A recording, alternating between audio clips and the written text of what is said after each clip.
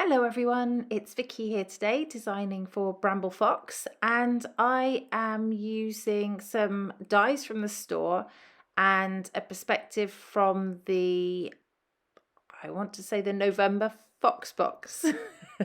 I hope so. I've cut those dies that you saw there, the film strips and those little, what are they called?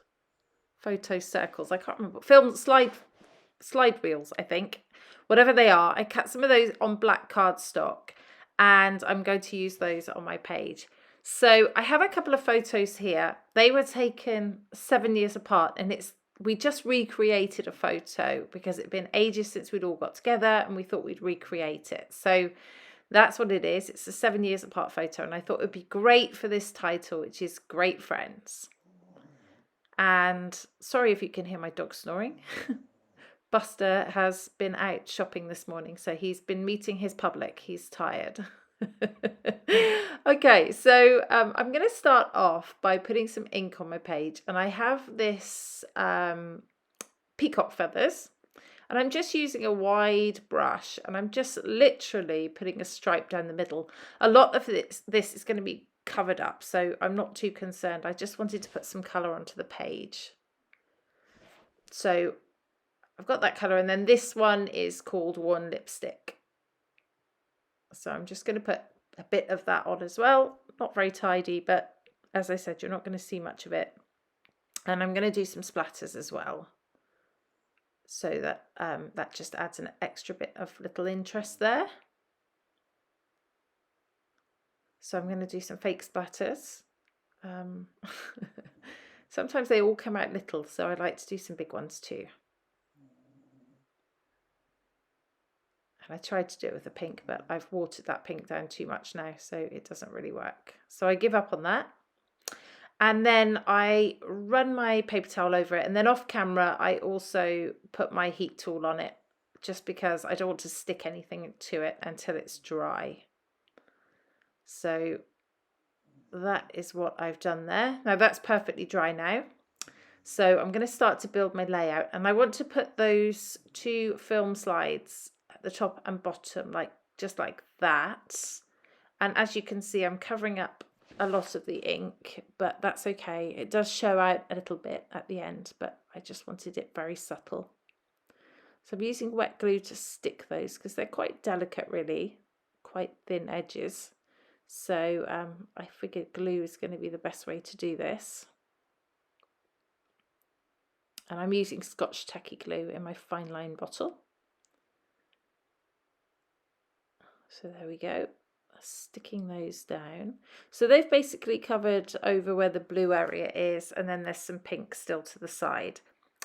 So I'm using the Simple Stories Life in Bloom collection, and I'm just at the moment sticking some stickers down from the sticker sheet there.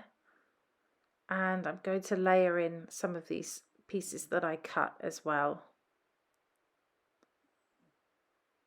And I like how that looks. I want to add some more tickets up the top there. I want to still be able to see those film reels, but I'm happy with sticking things over them. I love to use things off of the sticker sheet. I find that stickers are the most underused things in my collection, so I like to get in there and use them from time to time. And the Simple Stories ones are really good. They're really thick stickers, so they you can sort of just put foam behind them and make them into 3D stickers, or you can stick them flat to the page. They're pretty versatile. Okay, so this is how I want it to look. I want to put some florals on there, and I've got my perspective there on the left, which is going to butt up to the photos. And I'm just having a look through the bits and pieces. I want to put a camera on here. That one's too big, so I don't use that one, but I do come back to a different one later. So these are layered chipboard stickers. These are really cute, actually. So I'm just going to put that in there. What's a layout without some florals? And I just got this new thing. I went to a retreat, a Paper Fox retreat, And Ali, my table mate, had one of these. It's meant for anti-static, but it also really works well for taking the stick off the back of a sticker. So I grabbed one of those from Amazon, ordered it while I was still there, and I love it. It's really good, actually. It works really well. Okay, just sticking things down because I'm really happy with how this is looking already. And this is a pretty quick layout, really, because it sort of seemed to pull itself together. Just the paint on the page, bringing in that vertical element with the paint, really sort of made the layout bring itself together, if that makes sense. Okay, just sticking things down. I'm going to put some foam on the back of these photos just to pop those up from the page. And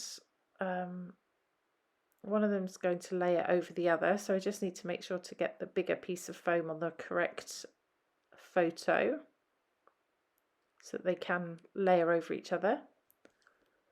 And I'm going to stick them down. I'm going to use tape and glue because I want those to stick well. The tape grabs the page and then the glue makes it stick long term.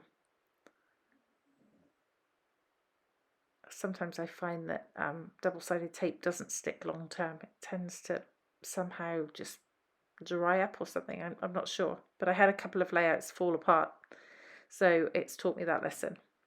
So I'm just using this same Scotch tacky glue on the back of my perspective. Lots of people ask what I use. That's what I use, Scotch tacky glue. I haven't used before,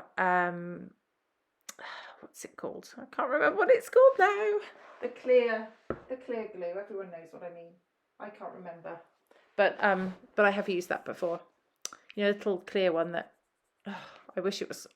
No, it's gone from my head, so we're going to have to forget about that. Forget I ever even mentioned clear glue. Let's just go with Scotch tacky glue.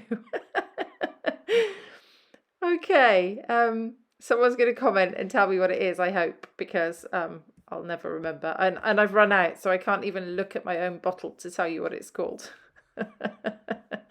Oh my gosh, why are you even still listening and watching my video? I have no idea.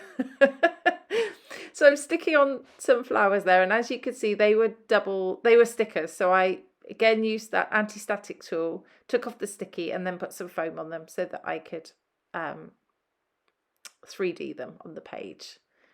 And just sticking down some extra little stickers here, and some brads.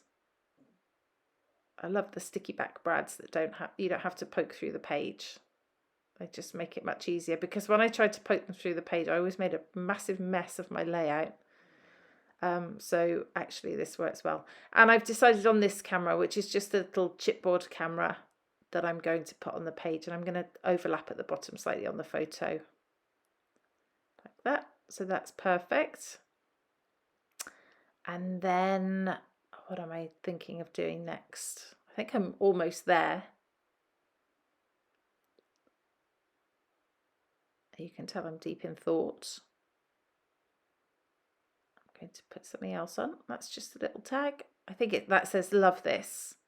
So I'm just going to put that in. And again, I'm putting just a bit of glue on just to make sure it stays. Just there. And then finally, I'm going to do some black splatters. And I use a black acrylic paint, which I just water down a little bit. And then using a paintbrush to splatter it around. So I'm just going to put some in a couple of places there, just as an extra bit of interest. And that's it. There's the final layout.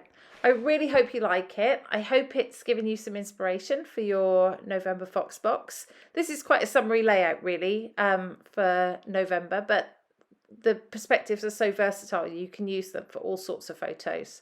There's some close-ups coming up as well. If you have any questions, shout out to me. I'll link up the dies I used in the description.